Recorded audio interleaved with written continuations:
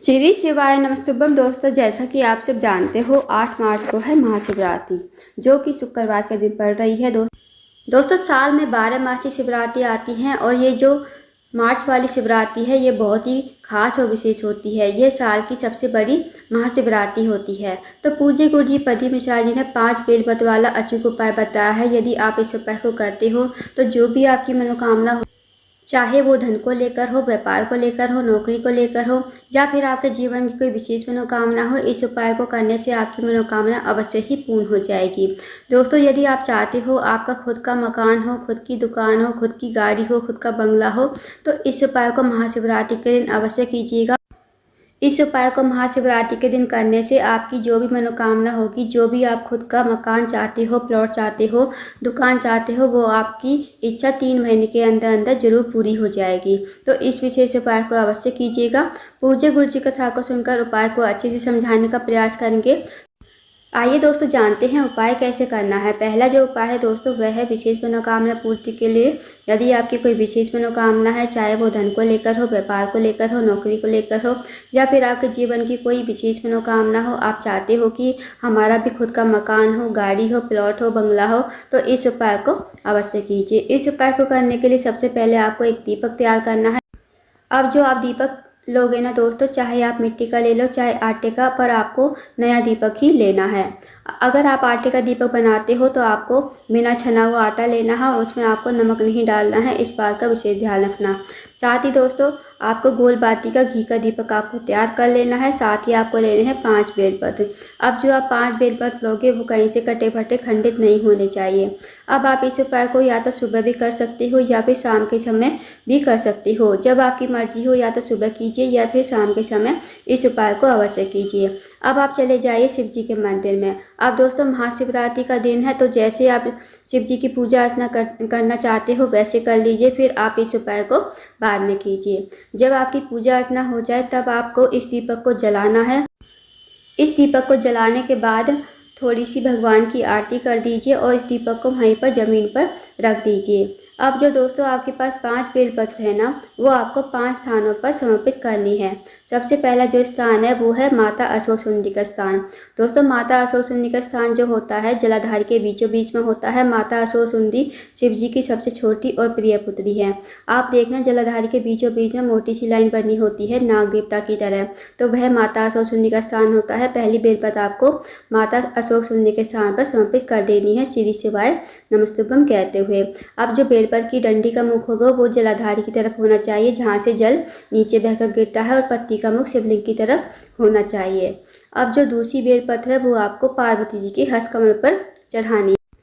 पार्वती जी का हस्तकमल दोस्तों आपने देखा होगा जहाँ शिवलिंग विराजमान होता है, नीचे आप देखना गोल गोल कटी भाग होता है, तो वही पार्वती जी का हस्तकमल होता है। और दूसरी बेलपत्र आपको वहीं पर समर्पित कर देनी है श्री शिवाय नमस्तुभ्यम कहते हुए। अब एक बात का ध्यान रखना, जब आप पार्वती जी के हस्तकमल पर बेलपत्र समर्पित करोगे तो बेलपत्र की जो 2 पत्ती होती है ना, उनके बीच में शिवलिंग आना चाहिए। इस बात का ध्यान रखना, इस तरह आपको बेलपत्र समर्पित करनी है। अब जो तीसरा स्थान है वो है शिवलिंग। शिवलिंग के ऊपर आपको श्री शिवाय नमस्तुभ्यम कहते हुए तीसरी बेलपत्र समर्पित कर देनी है। अब जो बेलपत्र की डंडी का मुख होगा वो आपके विपरीत दिशा में होना चाहिए, इस बात का ध्यान रखना। अब जो दोस्तों चौथी बेलपत्र है वो आपको समर्पित करनी है जहाँ से जल नीचे बहकर गिरता है। जब हम शिवलिंग पर जल चढ़ाते हैं तो जल जो जलाधारी से नीचे बहकर गिरता है ना ज़मीन पर, तो वहाँ आपको चौथी बेल पर श्री शिवाय नमस्तुभ्यम कहते हुए समर्पित कर देनी है। अब जो दोस्तों 5वीं बेलपत्र है वो आपको लेकर जानी है नंदी बाबा के पास। जहाँ भी नंदी बाबा विराजमान हो वहाँ पर आप चले जाएं और नंदी बाबा के उठे हुए पैर पर, एक नंदी बाबा का उठा हुआ पैर होता है, तो आपको नंदी बाबा के उठे हुए पैर पर 5वीं बेल पर श्री शिवाय नमस्तुभ्यम कहते हुए समर्पित कर देनी है। दोस्तों इस उपाय को अवश्य कीजिएगा, महादेव से प्रार्थना कीजिएगा, जो भी आपकी मनोकामना है मनोकामना कहिएगा और इस उपाय को करके आप अपने घर पर आ जाइएगा। यकीन मानिए दोस्तों, जो भी व्यक्ति इस उपाय को महाशिवरात्रि के दिन कर लेता है उसकी मनोकामना अवश्य ही पूर्ण हो जाती है और 3 महीने के अंदर जो भी चाहता है वो उसे अवश्य ही मिल जाता है। तो इस उपाय को अवश्य कीजिएगा, बहुत ही अचूक और विशेष उपाय है। अब जानते हैं दोस्तों अगले उपाय के बारे में। दोस्तों अगला जो उपाय है वो भी बहुत ज़्यादा विशेष है। यदि आप इस उपाय को कर लेते हो तो आपकी जो भी मनोकामना होगी वो अवश्य ही पूर्ण हो जाएगी। ये वाला उपाय भी मनोकामना पूर्ति के लिए, यदि आपकी मनोकामना व्यापार को लेकर हो, धन को लेकर हो, नौकरी को लेकर हो, या आपके जीवन की कोई अधूरी मनोकामना हो, तो इस उपाय को अवश्य कीजिए। इस उपाय को आपको शाम के समय यानी प्रदोष काल के समय 5 से 7 के बीच में आप इस उपाय को कर लीजिएगा। इस उपाय को करने के लिए आपको सबसे पहले 5 दीपक तैयार करने हैं। अब 5 दीपक आप जो लोगे, या तो आप मिट्टी के ले लीजिए या आटे के ले लीजिए। अगर आप आटे के दीपक तैयार करते हो तो आपको नमक नहीं डालना है और आपको बिना छना हुआ आटा ही लेना है। अब आपको 5 दीपक तैयार करने के बाद आपको गोल बाती के और घी के दीपक तैयार कर लेने हैं। अब आपको इन दीपक को तैयार करके एक थाली में रख लीजिए। अब आपको शाम के समय इन दीपकों को लेकर आपको निकल जाना है अपने घर से बाहर। सबसे पहले आपको जाना है शिव जी की चौखट पर। अब आपको थाली में ही रखकर ये पहला जो दीपक है आपके पास थाली में रखकर जलाना है। श्री शिवाय नमस्तुभ्यं का स्मरण करना है, भगवान शिव का स्मरण करना है। उसके बाद इस दीपक को आपको जला देना है और वहीं पर आपको शिव जी के चौखट पर आपको दीपक को रख देना है। या तो लेफ्ट साइड रख दीजिए या फिर राइट साइड कहीं पर भी रख दीजिए। फिर आपको मन ही मन अपनी मनोकामना बोल देनी है। जो भी आपकी मनोकामना है, जो भी आपकी विशेष मनोकामना है, मनोकामना बोल दीजिएगा। फिर आपको वहाँ से आ जाना है दूसरे स्थान पर। अब जो दूसरा स्थान है वो है दोस्तों बेलपत्र का पेड़। अब जहाँ भी आपके घर के आसपास बेलपत्र का पेड़ हो ना, वहाँ पर आप चले जाइए। अब बेलपत्र का पेड़ बड़ा होना चाहिए, इस बात का विशेष ध्यान रखना। बेलपत्र के पेड़ के नीचे जाकर सबसे पहले आपको दूसरा दीपक थाली में ही रखकर जलाना है। भगवान शिव का स्मरण करना है, श्री शिवाय नमस्तुभ्यं का स्मरण करना है। उसके बाद इस दीपक को बेलपत्र के पेड़ के नीचे ही रख देना है। अब आपको मनोकामना बोल देनी है। जो आपने मनोकामना शिव जी के मंदिर में कही थी वही आपको यहाँ पर भी बोल देनी है। अब आपको चले जाना है तीसरे स्थान पर।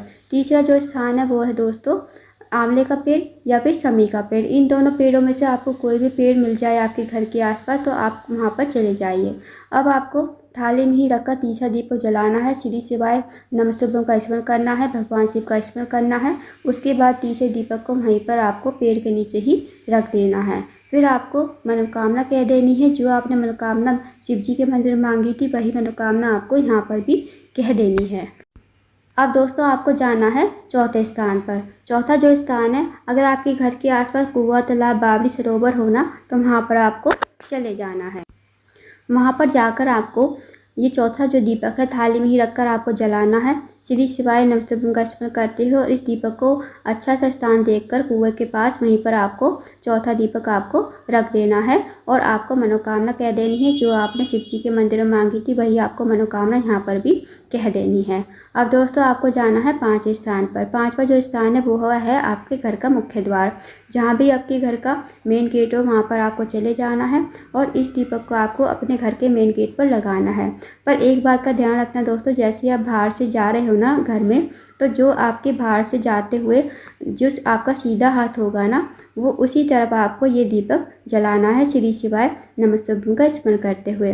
अब आपको थाली में ही रखकर दीपक को जलाना है श्री शिवाय नमस्तुभ्यं कहते हुए, भगवान शिव का स्मरण करते हुए और इस दीपक को आपको घर के मेन गेट पर रख देना है। भगवान शिव से प्रार्थना कर लेनी है, मनोकामना कह देनी है। जो आपने मनोकामना शिव जी के मंदिर में मांगी थी वही मनोकामना आपको यहाँ पर भी कह देनी है। फिर आपको अपने घर के अंदर प्रवेश कर जाना है।